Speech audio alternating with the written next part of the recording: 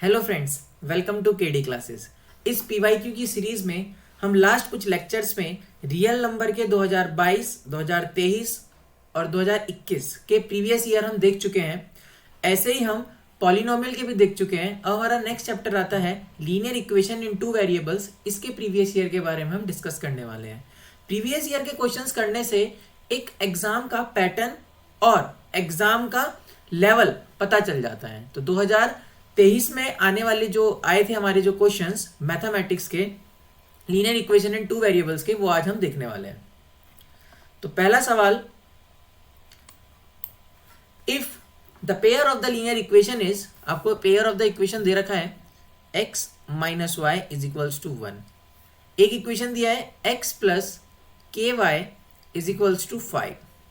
आपको दोनों equation given है और बोला है ये यूनिक सॉल्यूशन है। क्वेश्चन में ही गिवन है कि ये यूनिक सॉल्यूशन है, लेकिन हमें बोला क्या है, find the value of k if x equals to 2 and y equals to 1। अगर क्वेश्चन में ही डेटा गिवन है कि x की वैल्यू ये है, y की वैल्यू ये है, तो आप x की वैल्यू इसमें पुट कर दीजिए, y की वैल्यू इसमें पुट कर दीजिए, तो ये हो जाएगा 2 plus k into 1 is equals to 5। तो k is equals to 3। Option C is the right answer. देखा गया है कि जो linear equation in two variables का है वो ज्यादातर क्वेश्चन इसी चीज पर आता है, unique solution, infinite many solution, no solution, parallel line, coincident line, इन चीजों के ऊपर ही क्वेश्चन आता है ज्यादातर। तो अगर हम इसके बारे में देखें तो नेक्स्ट क्वेश्चन के बारे में बात करते हैं। The pair of the linear equation, the pair of linear equation is x plus 2y plus 5 is equals to 0। दूसरा क्या है, माइनस का 3x माइनस का 6y प्लस का 1 इज इक्वल्स टू 0।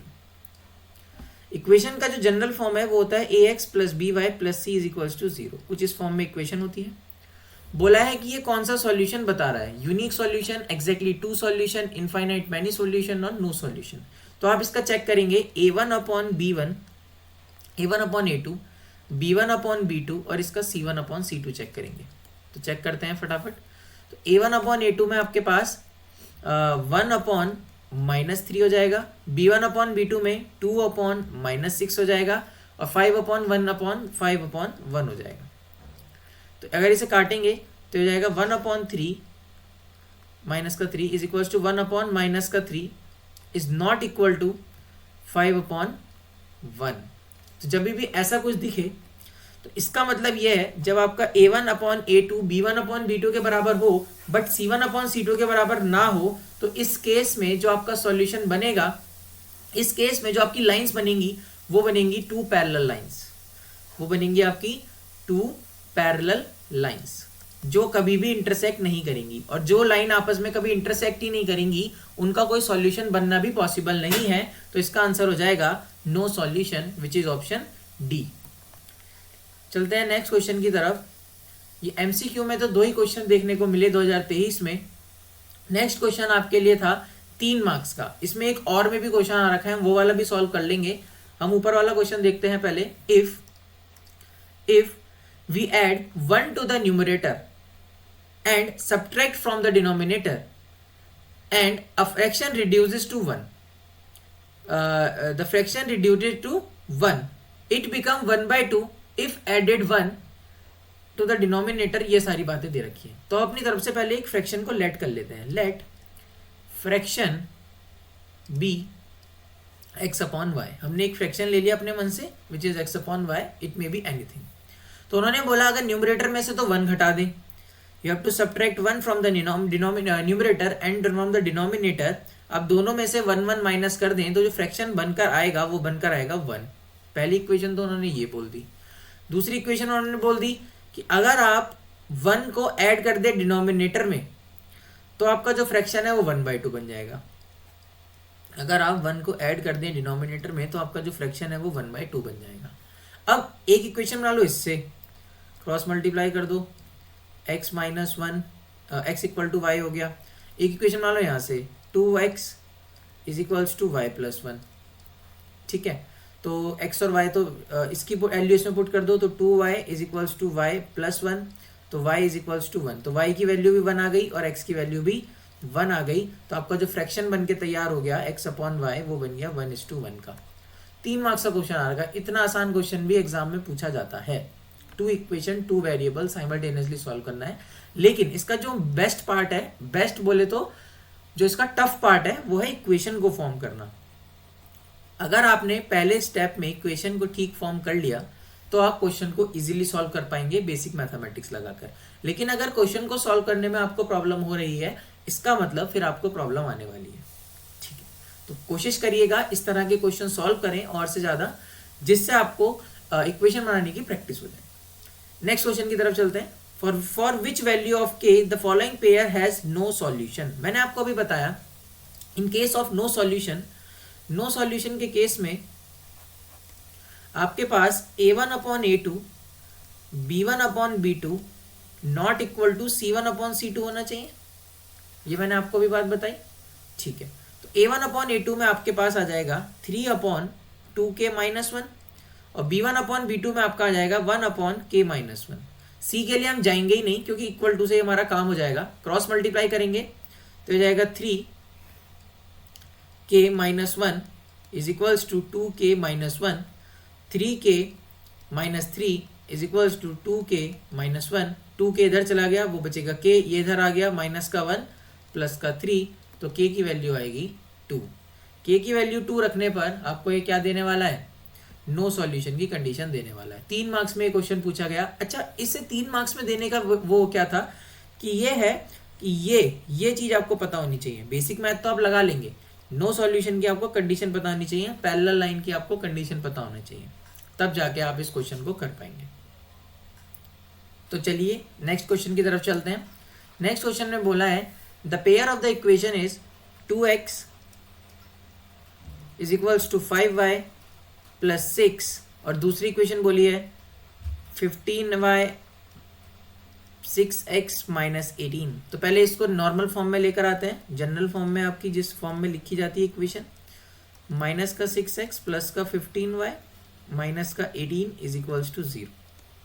तो क्वेश्चन में बोला है, अब इसमें बोला है इंटरसेक्टिंग है, पैरेलल है, कोइंसिडेंस है, ये सारी बातें। इनका रेशियो चेक करते हैं, a1 upon a2 b1 upon b2 and c1 upon c2। देखो इसमें आपको कंडीशंस पता होनी चाहिए। अगर आपको एक कंडीशंस नहीं पता है तो आप यहाँ पर गलती करेंगे। 2 upon minus 6 which is minus 1 upon 3, ये तो आया आपका a1 अपॉन a2। फिर आप चेक करिए माइनस 15 अपॉन माइनस 5 अपॉन 15, ये भी आया आपका माइनस 1/3 यानी b1 अपॉन b2। फिर आया आपका 6 अपॉन 18, ये माइनस का 6 हो जाएगा और ये प्लस का 18 हो जाएगा, तो ये माइनस का 6 प्लस का 18, तो ये भी हो जाएगा आपका माइनस का 1/3, तो ये भी आपका इक्वल आ गया। तो यानी तीनों ही अगर इक्वल आ गए, a1 upon a2 is equals to b1 upon b2 is equals to c1 upon c2, तो ये लाइन आपस में कोइंसिडेंस करेंगी, एक के ऊपर एक लाइन कोइंसिडेंट। कोइंसिडेंट का मतलब है एक के ऊपर एक line, 2 lines are coincident. Option C is the right answer. Okay fine, next question की तरफ चलते हैं। चलो नेक्स्ट क्वेश्चन बड़ा अच्छा क्वेश्चन है और ये क्वेश्चन 2023 में वैल्यू बेस्ड क्वेश्चन की तरह आया था। वैल्यू बेस्ड क्वेश्चन की वेटेज काफी इंपॉर्टेंट हो जाती है आजकल के एग्जाम में। वैल्यू बेस्ड क्वेश्चन और एमसीक्यूज आपके एक मेजर रोल प्ले करते हैं एग्जाम में, तो प्लीज उनको छोड़कर ना आए, वो बहुत इंपॉर्टेंट हो गए हैं आजकल के एग्जाम्स में। फाइन, तो इस क्वेश्चन को पहले ढंग से पढ़िए, इसकी इंग्लिश समझने की कोशिश करिए। 2 स्कूल्स P एंड Q, हमारे पास 2 स्कूल हैं, एक स्कूल P है एक स्कूल Q है। Decided to award the prizes to their students for the games of hockey and for the game of cricket. ठीक है, 2 गेम है, एक है हॉकी है ना और एक है क्रिकेट। हॉकी में x रुपीज पर पर्सन देना है और क्रिकेट के लिए इसमें x रुपीज पर पर्सन देना है और हॉकी के लिए क्रिकेट के लिए x rupees per y rupees per person देना है। ठीक है, P वाले स्कूल ने टोटल जो पैसे बांटे वो बांटे अवार्ड दिए वो बांटे 9500 रुपीज और जो Q ने पैसे बांटे वो बांटे 7370 रुपीज 7,370 रुपीज। अच्छा, कैसे कैसे बांटे? जिसमें जो आपके स्टूडेंट थे, 5 स्टूडेंट तो आपके क्रिकेट खेलते थे, मतलब 5x रुपीज तो ये ले गए होंगे, और 4 स्टूडेंट आपके क्रिकेट खेलते थे, मतलब 4y रुपीज आपके ले गए होंगे ये। ऐसे ही अगर हम क्यू की बात करें तो क्यू में 4 स्टूडेंट तो हॉकी खेलते थे और 3 स्टूडेंट आपके क्रिकेट खेलते थे। तो जो इक्वेशन फॉर्म हो रही है वो हो रही है 5x plus 4y is equals to 9500, और जो आपकी दूसरी इक्वेशन फॉर्म हो रही है वो हो रही है 4x plus 3y is equals to 7370। इस तरह से आपकी इक्वेशन फॉर्म हो गई। ठीक है, सबसे पहले क्वेश्चन में यही बोला था, represent the following information algebraically in the terms of X and Y. अगर आपने इक्वेशन अच्छे से फॉर्म कर ली, आपको यहीं पे एक नंबर मिल गया, बात खत्म हो गई। सेकंड पार्ट में बोला है what is the price amount for hockey. Hockey के लिए प्राइस अमाउंट कितना था, मतलब आपको किसकी वैल्यू निकालनी है, आपको निकालनी है एक्स की वैल्यू। तो आप इन दोनों इक्वेशन को सॉल्व करेंगे, आपकी एक्स की वैल्यू आ जाएगी। अब आप इनको सॉल्व कैसे करेंगे? मान लीजिए आपने इस इक्वेशन को मल्टीप्लाई कराया 4 से, और आपने इसको मल्टीप्लाई कराया 3 से, और इसको मल्टीप्लाई कराया 4 से। 4 3 12, 4 3 12, एक्स की वैल्यू निकाल लेंगे। तो 3 5 15x, 4 3 12y is equals to 0 0 5 2 8। आप इसे मल्टीप्लाई करेंगे, यही आएगा। 5 3 15 और 9 3 27 28। ठीक है, आप इसे मल्टीप्लाई करेंगे, ये आएगा 16x, यह आएगा आपका 12y, और यह आएगा आपका 0 7 4 28, 4 3 12, और 7 4 28 29। इस तरह से आ जाएगा। फिर आप इन दोनों को सब्ट्रैक्ट कर दीजिए, माइनस माइनस माइनस, ये कटा, ये बचा माइनस का x इज इक्वल्स टू, इन दोनों को माइनस करेंगे 29480 और 28500, तो ये आ गया 80, और ये आ गया आपसे आपका 9। तो x की वैल्यू आ रही है माइनस का 980, और माइनस से माइनस कट गया, तो x की वैल्यू आ गई आपकी 980 रुपीज। तो पहले सेकंड वाले का हो गया कि the price amount for the hockey is 980 rupees per student. ठीक है, फिर बोला है the price amount on which the game is more by how much. बोला है दोनों की प्राइस अमाउंट पूछी है, और बोला है कौन सा ज्यादा है और कितना ज्यादा है। ठीक है, तो x की वैल्यू तो हमको पता चली गई है, हमें निकालनी है y की वैल्यू। तो आप इसको इस इक्वेशन में पुट कर दीजिए, फर्स्ट इक्वेशन में पुट कर दीजिए। तो फर्स्ट इक्वेशन है आपकी 5x की जगह पर, चलो पहले लिख लेते हैं, plus 4y is equals to 9500। 5x की जगह पर हम लिख सकते हैं 980 प्लस 4y, y की जगह पर हम लिख सकते हैं, y तो हमें निकालना ही है, 9500। आप इन्हें मल्टीप्लाई करेंगे, 0 0 4 45 49। ठीक है, प्लस का 4y is equals to 9500, 4y is equals to 9500 minus 4900। आप इन्हें माइनस कर लो अलग से, 4900 9500, ये हो गया 6, और ये हो गया आपका 8 में से 4 46। तो ये आ रहा है आपका 4600 अपॉन 4। तो y की वैल्यू आ रही है y इज इक्वल्स टू 4 1 4 4 1 4 4 5 4 0।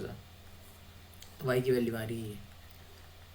ठीक है, और कितना ज़्यादा है तो देखो, अब उन्होंने बोला कि कौन सा game, the price amount on which the game is more and by how much. तो भाई साहब, ये जो y है ये थी क्रिकेट का अमाउंट, तो क्रिकेट अमाउंट